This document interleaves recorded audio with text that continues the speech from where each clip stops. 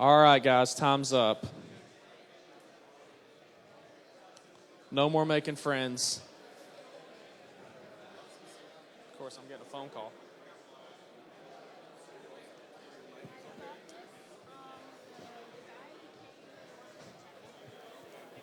So we want to just take a second here and again thank our sponsors. Of course, without them, there's no way we can do all this. So as you can see on these banners, there's a lot of people that have contributed financially, making this happen. There's 6 gold sponsors, which kind of contributed the most out of everyone. So we want to give, over the course of the next 2 days, we're going to give a chance for the gold sponsors to kind of talk to you a little bit about what they do. So one of the first ones I want to welcome up here is GitHub. Thank you. Good morning, everyone. My name is Steve Winton. I work at GitHub. I'm on the professional services team. And I'm actually based here in Nashville, so great to be part of this event today and glad to be a sponsor. Thanks to the organizers. So most of us probably have used GitHub for our personal projects and for open source. What you might not know is that we also offer an enterprise GitHub platform that can be installed on-site, on-prem, or in the cloud that you can operate yourself. And then it enables you to use those open source workflows in the enterprise. You can bring your own authentication to it. So we support LDAP and SAML. We offer enterprise support, and as I said, professional services, including kind of training and consulting around Git and GitHub. We're also offering free training classes monthly via the web, and the details are on our website. So I'm going to be around for today and tomorrow, set up over there in the corner. Please feel free to stop by and have a chat. Thanks a lot. Yeah, let's give them a hand. And make sure you take a second to go up these stairs. We have a plethora of sponsors and vendors up there that you guys can meet and talk with. A lot of them are local. A lot of them came in just to meet you. I want to call out a few of them here just so you kind of know who's up there. There's Raven Tools is up there. Chef is up there. I think I saw the NetApp guys are up there. Some of our bronze sponsors, we have GitLab, we have Eventbrite, Change Healthcare. I've seen a few of those guys here today. Saw Julian somewhere. Interactive Resources, and a bunch of these guys also contribute to the user group, the community here in Nashville as well. So we really appreciate what they're doing and helping build this DevOps community within Nashville. App Dynamics has a table up there. Again, thanks to Comcast for the excellent Xfinity Wi-Fi. My company, Shadowsoft, Isinga, and a few others have sponsored some of the beverages and things back there as well. But as far as our second gold sponsor for the day, I want to welcome up Elastic. And if you haven't had a chance to talk with these guys, they're located right back there. But I'm going to give them a second. All right, thank you for having us here in Nashville. I just want to ask a few questions. How many of you have heard of Elasticsearch, Logstash, Kibana, or Beats? Keep your hands raised if you've heard of Elastic, the company behind those products. Awesome. All right, well, we do have a booth over there, so if you have any questions for us, please come over there and talk with us. Off $150 gift card, so if you want to start your holiday shopping early or late, I don't know at this point. But anyways, I also want to play a quick game of trivia. So shout out the answer. So Elastic offers Elasticsearch as a service. Can anyone name that product? All right, you won. Elastic Cloud, formerly known as Found. You may have heard of that. One more question. How much does it cost to start using Elasticsearch, Logstash, Kibana, and/or Beats? $0. Yeah, it's free. They're all open source. We'll have more t-shirts tomorrow, so feel free to stop by. Thank you. Outstanding. I'd also like to say, too, that Elasticsearch also has a tile that's available and they partner with Pivotal as well. And so they have Elasticsearch tile in which you can bind their service through the Pivotal Cloud Foundry platform to your apps. So I have the honor now to our next speaker. But before I do so, I just want to poll the audience here and find out, is there anybody out here that thinks that continuous integration or continuous delivery is easy? Well, guide you through some of that over her talk here next. Susie Prince works for ThoughtWorks, and she's British and lives in San Francisco, and first time in Nashville, so let's welcome her. All right, can you hear me now? All right, okay. Here we go then. Yes, I would like to talk to you about how to sell continuous delivery to your business. And I feel qualified to share that with you because I feel like I am on the business all day about what it does. For those of you who are not familiar with ThoughtWorks, we are a software consultancy primarily, but like I said, we do have a small product division. We're a fairly diverse organization, 4,000 people, I think in 14 countries, that's right, and a bunch of different offices in the US. And as well as being like software delivery people, we also consider ourselves to be software people who care about the software community, and we like to give back in terms of a bunch of other things. Some of them are products or open source pieces of work. Some of them you might be familiar with. Selenium was actually built by a bunch of ThoughtWorkers when they were at ThoughtWorks. Cruise Control was the first continuous integration server built again by a bunch of ThoughtWorkers. And then we also have some products that were built by the organization. The first electronic card wall was Mingle. And right now we have the first continuous delivery server, which is Go. As well as products, there's a whole bunch of books and white papers that my colleagues write. And one that might be of particular interest to you and of particular interest to this talk is the book Continuous Delivery, written by Jez Humble and Dave Farley, both of who were ThoughtWorkers at the time that they wrote this. And Jez actually worked on some of the products that I work on as well. So that's a bit about me. A little bit about what ThoughtWorks does. Now a little bit about what I want to talk to you about today. So yeah, continuous delivery, doing continuous integration and continuous delivery are not easy. And one of the biggest things that I have found outside of the technology, the biggest problem that people talk to us about when I introduce them to our products and I tell them what we're doing is I just cannot convince like the rest of my organization to get behind this. And John talked a little bit about how you tell people like the CEO. I want to talk a little bit more about what I probably would call middle managers. Those are the people that you need to directly work with in terms of your requirements. Often they're called product managers. That's my role, so I'm probably going to use that word.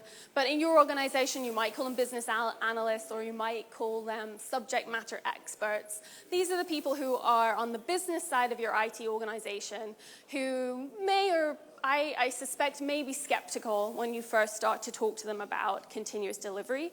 And I want to talk about some of the things that I have convinced me, and I think that you can use to have that conversation with your business.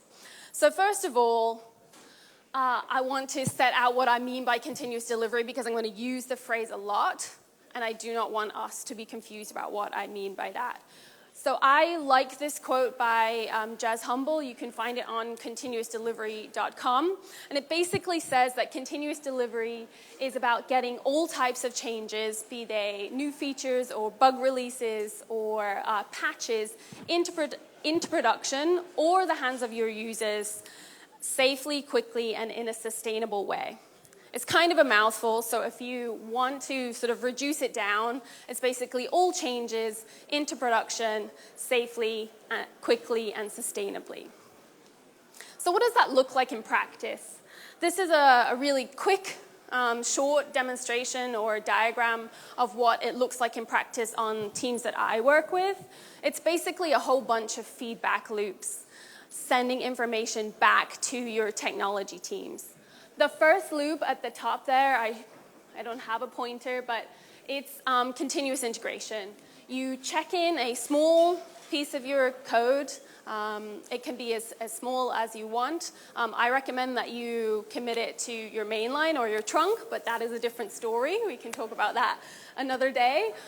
You check in, you get some feedback. Basically, you build, you test, and you get a result, and that gives feedback to your development team. Continuous delivery is basically loops and loops on top of that continuous integration cycle, where you take that same small piece of code, you put it into a test environment or a different stage of your deployment pipeline, and you get more feedback. So this is what I'm talking about in terms of continuous delivery, a small piece of code through different stages, different levels of feedback, and then out into production. I am distinguishing continuous delivery from continuous deployment by this manual step here. But if you want to think about it as continuous deployment, I don't mind. I just want to be clear that that is the distinction I'm making for some of the arguments I talk about later on. So that's what I'm talking about. Why should you care about understanding that concept yourselves and also convincing your business to do it? I think the first reason to convince them or convince yourselves is that $3 trillion is lost on IT failures every year. This is from a paper in 2011, I think, so I'm sure it's more by now. This is projects that do not deliver what your business wants and never get into production for whatever reason. This is the stuff we are not doing well, and I think we need to improve that. That's a massive loss. The other thing is this thing that is called the downward spiral. And those of you who have read the Phoenix Project, this is basically the first 170 pages. This is that horrible, horrible situation where something goes wrong, we put more rules in place, something else goes worse, we push out the deadline, everybody's mad at each other, and the spiral just gets worse and worse and worse until we're over-promising to our shareholders and we deliver something late and it's just terrible. So we don't want to be going down, down, down and losing all that money. And I think it's important for us to address that, and continuous delivery is one way to do that.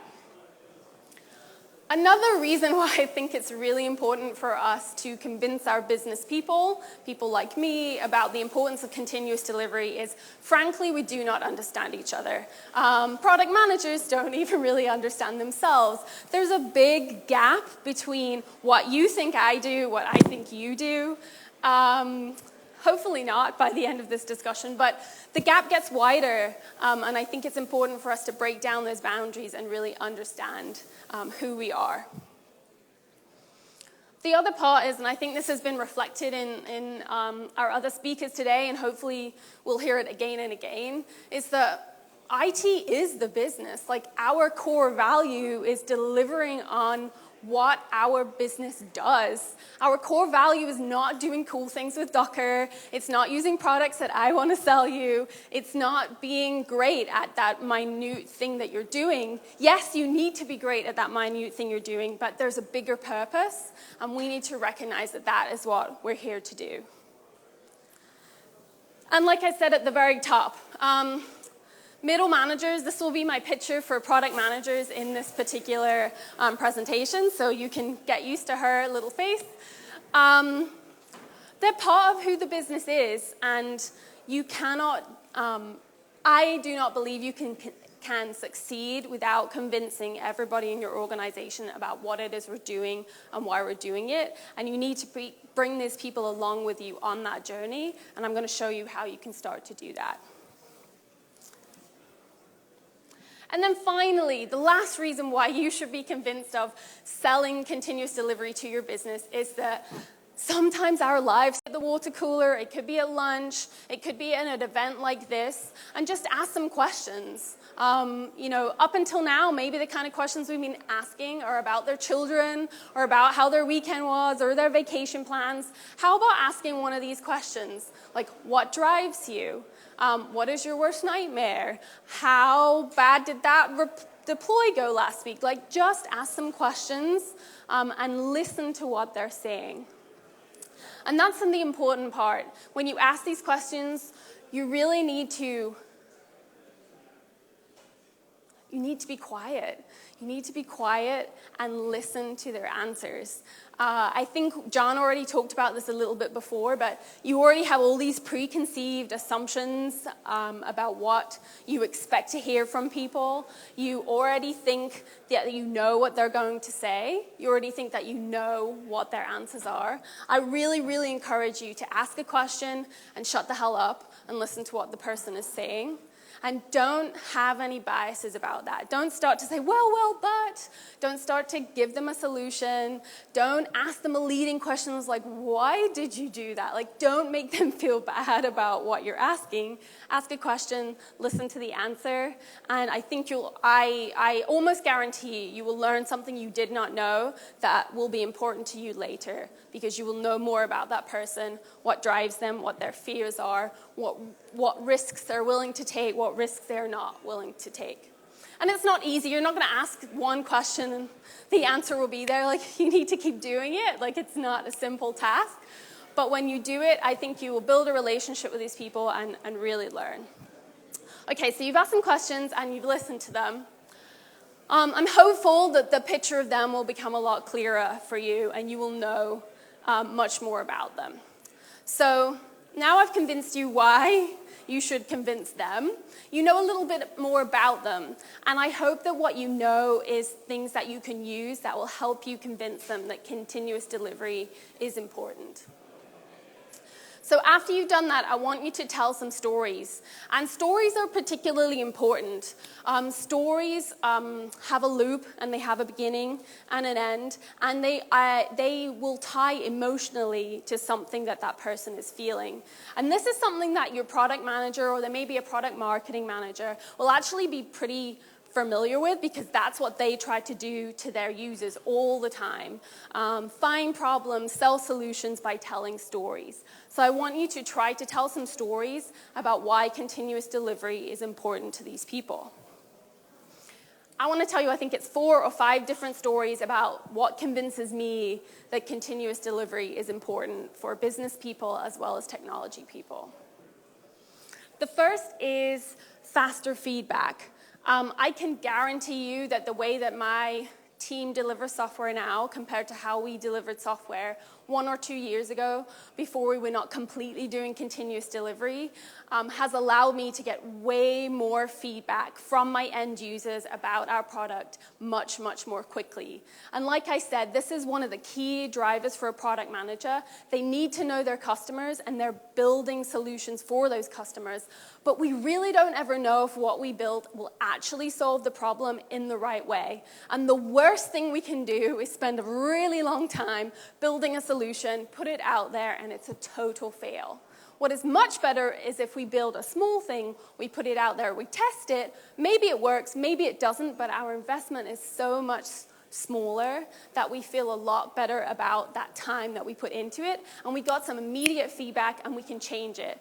So I think John talked to us about Etsy before. I highly encourage you to go listen to how they build software. One of the things they talk about is optimizing for learning and not for getting things right. That's what this is about. I want to learn quickly, did I understand my customers correctly or not? So talk to your product managers about faster feedback. You also want to talk to them about being responsive. I mentioned in that first slide about what is a big driver for product managers, or one of their biggest fears, is a customer coming and telling them that something is wrong, or their boss coming and saying, like, why the hell did this thing go out? Or something like Heartbleed comes up. The biggest thing that you want to be able to do as a product manager is solve something quickly for your customer. And continuous delivery allows us to be way more responsive to the needs of our customers. It allows us to learn quickly, get faster feedback, and respond quickly to those changes. So as well as the feedback, this is about giving something back to your customers. So talk to your business about how continuous delivery allows you to be more responsive to customer needs, or even to your own business needs. Quality. This is something that you may not hear your product managers talk about specifically. They are particularly bad with thinking about quality as a feature of their products. However, they understand the impact of bugs or bad quality things. They have all been in organizations that have spent a long time building something only for it to go live and to be buggy. So quality is something that is an important feature of all of our products, and you want to talk to them about how continuous delivery can increase the quality of the software that you build. I highly encourage you to take a look at the State of DevOps report that John mentioned from Puppet. It has a whole bunch of metrics. He showed them to us, and a whole lot of them are about quality. I think I have one here. It's 22% of businesses, the higher achievers, they have 22% less problems in production than other businesses. And that's one of the things you want to talk to your product managers about, because they will care about the quality of their software. And then waste. I've talked about this a lot, about these timelines that last a long time and how you spend a lot of time putting information and putting your energy and putting your work into this long period of time, only to put it out into the world and it to bomb and not be great. That is a massive waste. It's a waste of your energy. It's a waste of all that money that I talked about at the front. And it's really not something that your business wants to be doing. ROI and waste are really big parts of the product manager vocabulary. So I encourage you to talk to them about how continuous delivery will reduce waste in your development cycles, waste of their energy, waste of your customers' time. And then finally, not finally, there's two more, but sane releases. Seriously, this is my piece of code going into production, and that is the sun.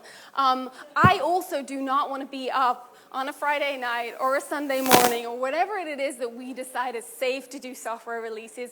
I really do not. I am also nervous, edgy, waiting for someone to hit the deploy button. I want to work in an organization where releases are frankly boring, and they are once you start doing continuous delivery. My team, I'm fairly certain, is doing a deployment right now. Well, they're in San Francisco. They might not be in work yet. But when they do, we'll be deploying some software today, and it will not be a nightmare. It will be something that it will be something small, that we all have a very equal understanding of what's going live. They will push a button, it will go live, the birds will sing, it will be the daytime, and there will not be panic. Sane releases are great for all of us. So talk to your product managers about continuous delivery. And then finally, this is, again, a big theme that we hear a lot, and it's one of the bigger reasons I enjoy coming to DevOps Days, is that we talk a lot about culture, learning, and being basically better people in general. I truly, truly believe that the relationships I have with my colleagues now, since we've been doing continuous delivery, are way better than they were before.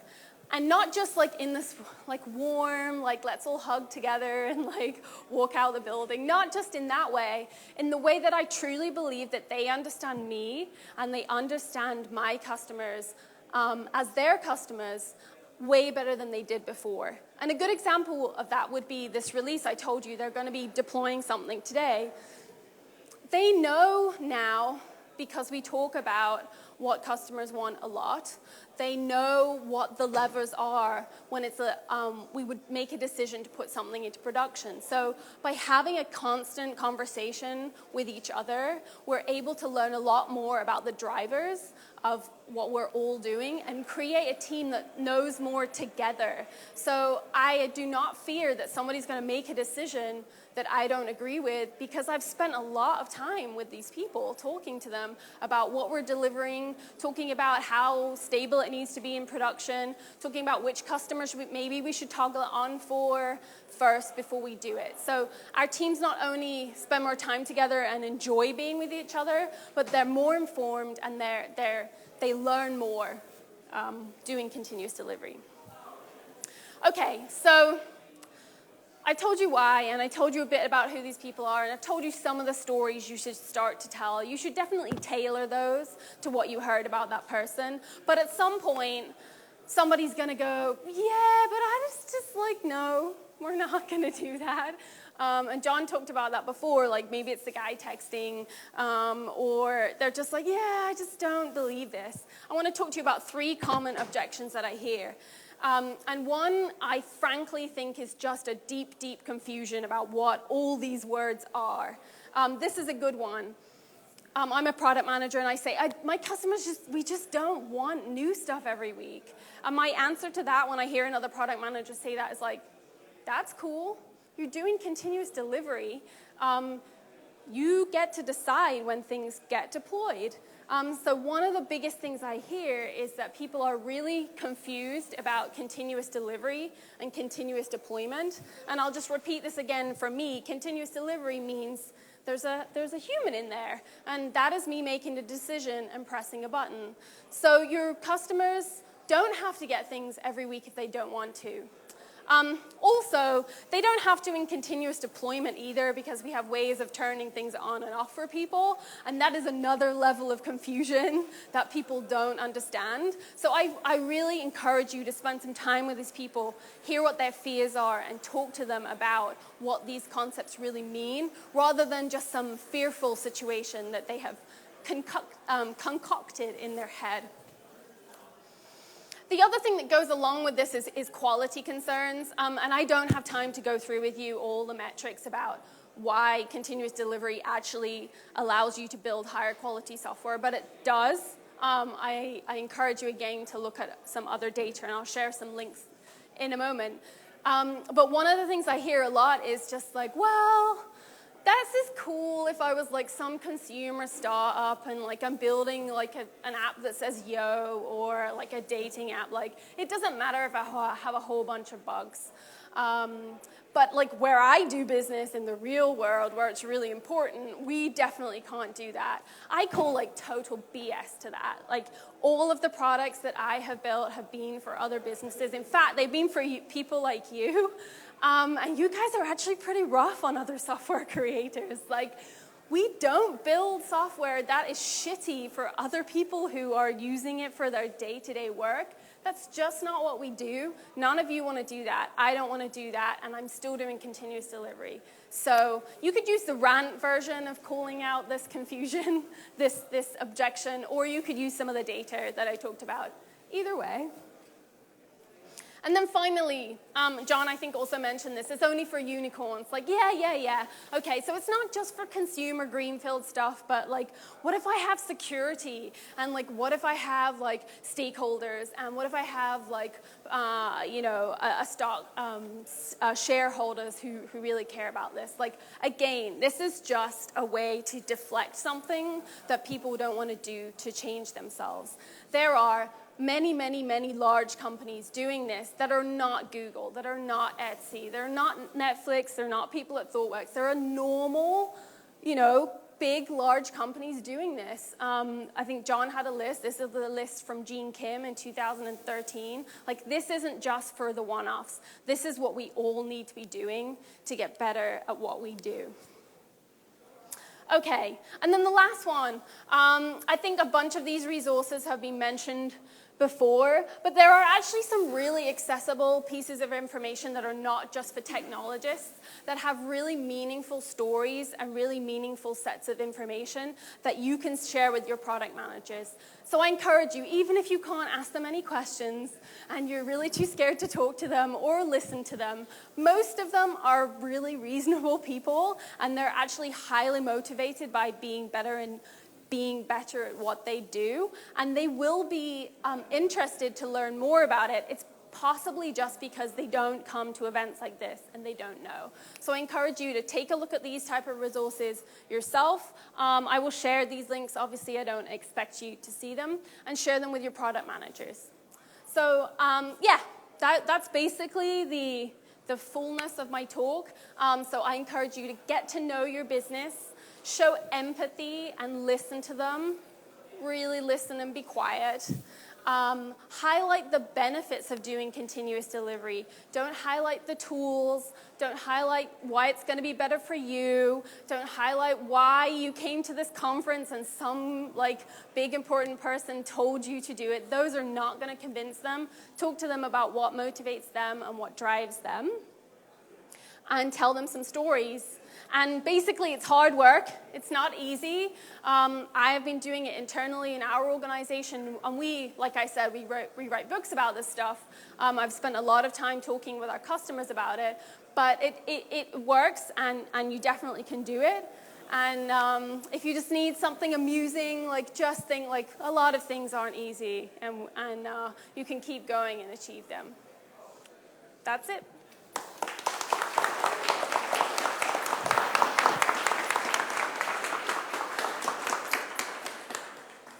I'm happy to take some questions if people do have them, or I will be here both today and tomorrow. Anybody not convinced calls BS on me? What about, you may have answered this already, but I wanted more specifics. Business folks who, if you're in an industry where they feel they're not part of technology. Yes. And they don't care about the computer. Yeah, and I think that, I think a lot of people are. And I frankly think, why should they? I think if they, it really depends. If your business obviously builds its value on delivering software, then those people, frankly, I think should care. But if they don't, then maybe not. But either way, I think the point really is, even if they're on the technology side, it's highly unlikely that you're going to convince them by talking about a tool that you want to use or talking about how it improves